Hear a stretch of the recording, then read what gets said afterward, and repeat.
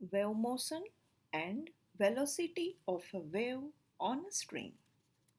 In this presentation, first of all, we will define wave motion, then wave equation, velocity of particles on a string, and afterwards we'll discuss velocity of wave on a string in detail with mathematical expression.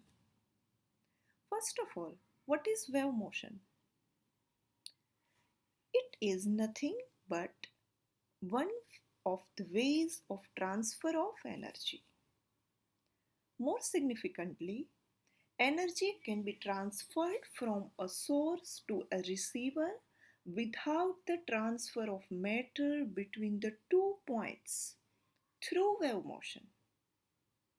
If the disturbance is continuous and periodic in nature, then the wave produced in terms as a periodic wave. A periodic wave that is varying sinusoidally is called a sinusoidal periodic wave.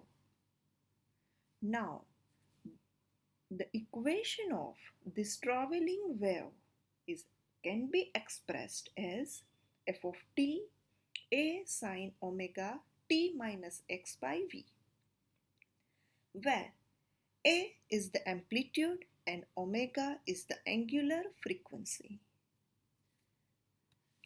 Now, here this is the displacement of the particles on a string. This is the equation of particles which are moving in y direction.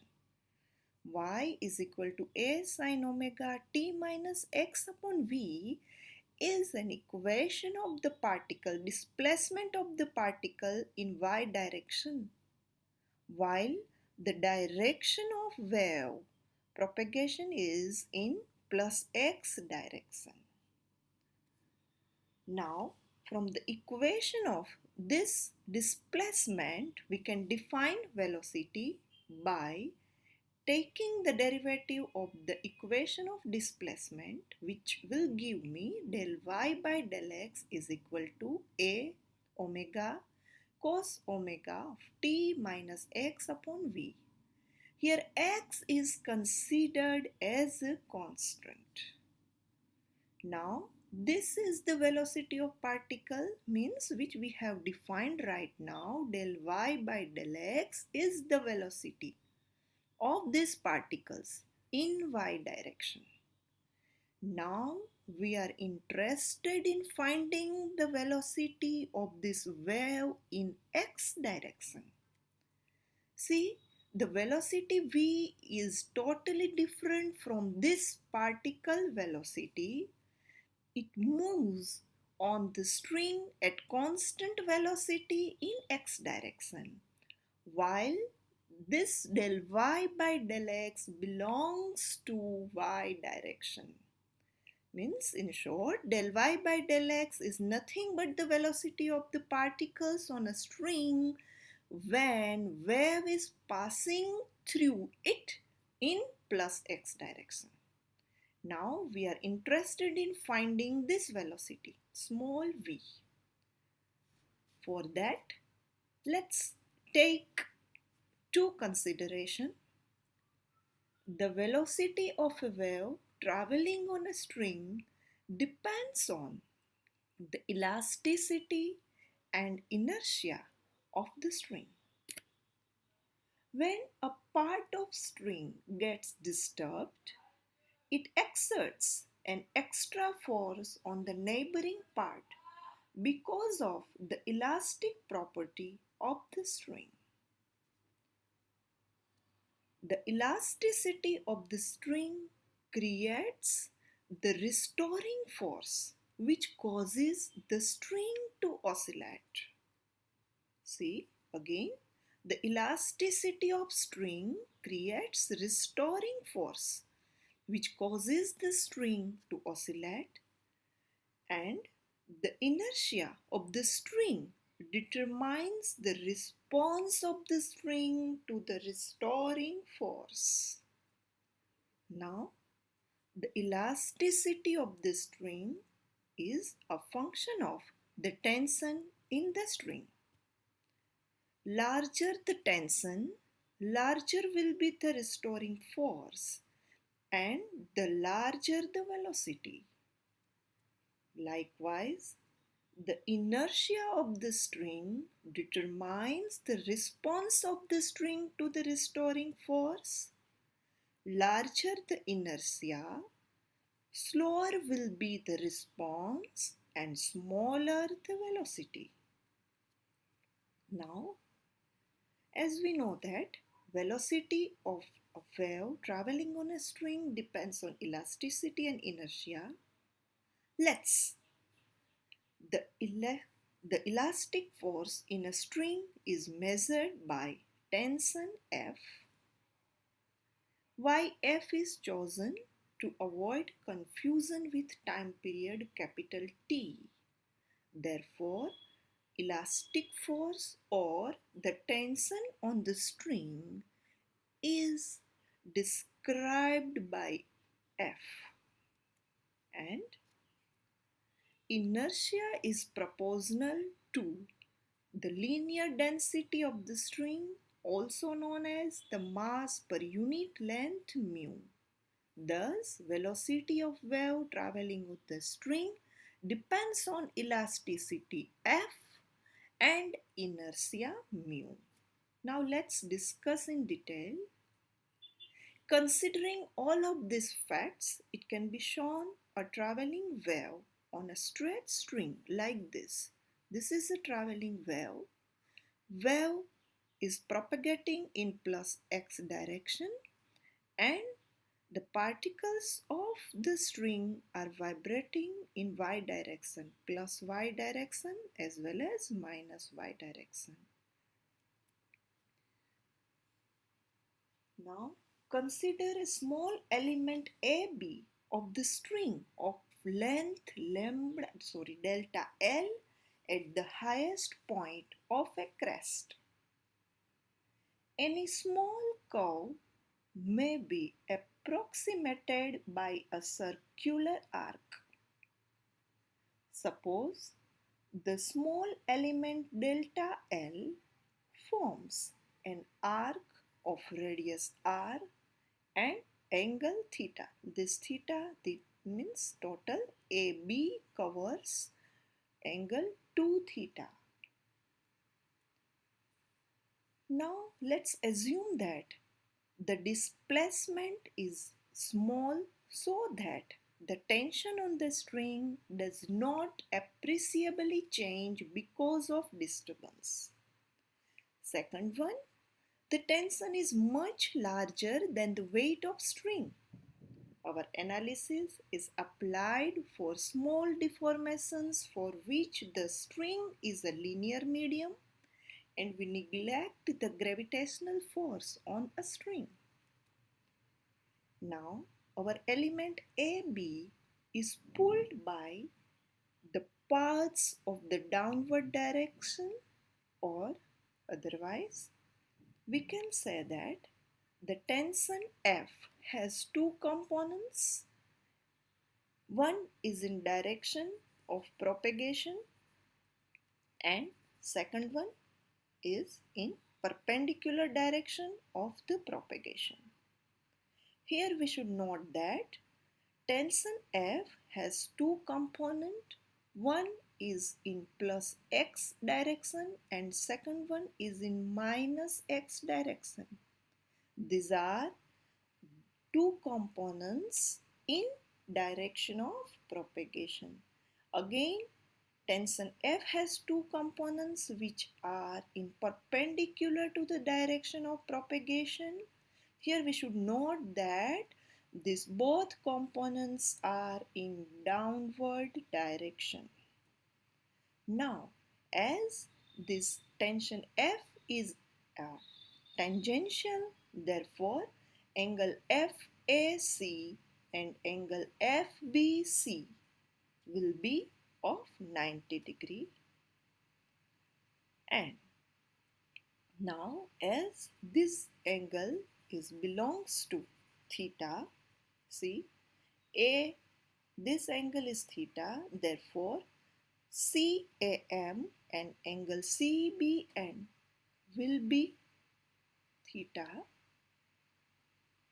and then angle MAQ and NBP are of 90 degree, and therefore QAF and angle PBF will be of theta. Once again I would like to repeat here, angle CAF and CBN both are of theta angle, as angle MAQ and NBP both are of 90 degree. Therefore, obviously, angle QAF and PBF will be angle theta. Now, total force F is equal to force in right side and force in left side. Therefore, for right side, two components F sine theta plus F cos theta, and again for another side it is F sine theta minus F cos theta. Why it is minus? This is belongs to plus x direction and this is belong to minus x direction. As a result, we have F total is equal to 2F sine theta. Now, for very small angle theta, as our theta is very small, therefore, this delta L will be small. If we consider that this theta is very small, therefore, delta L can be considered to be very small. Therefore, sine theta is equal to delta L by 2 divided by R. As we have considered that this delta L is very small, therefore instead of this curve, we can consider this is a linear edge. Therefore, sine theta is equal to delta L by 2 divided by R. Therefore, when we substitute in this equation, F total is equal to 2F sine theta. For sine theta, we will have 2F delta L by 2 divided by R. 2 will be cancelled out and F total will be F delta L upon R.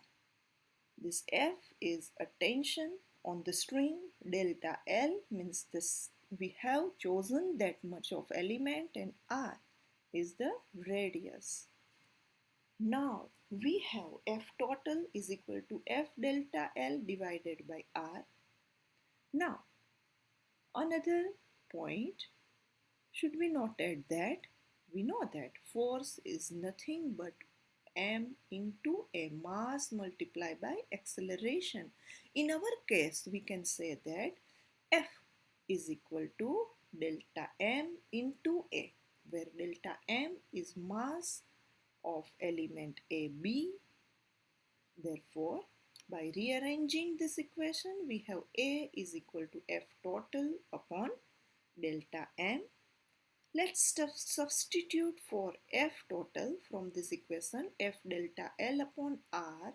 I have A is equal to F delta L upon R total divided by delta M. Now let's substitute or let's introduce mu, unit mass per length. Now the mass of that element AB is delta M and length of this AB is considered delta L. Therefore, mu will be delta M upon L. Therefore, let's substitute the value of mu for this delta M. I have this equation, A is equal to F delta L by R divided by mu into delta L. Therefore, by simplifying this equation, I have A is equal to F upon R mu.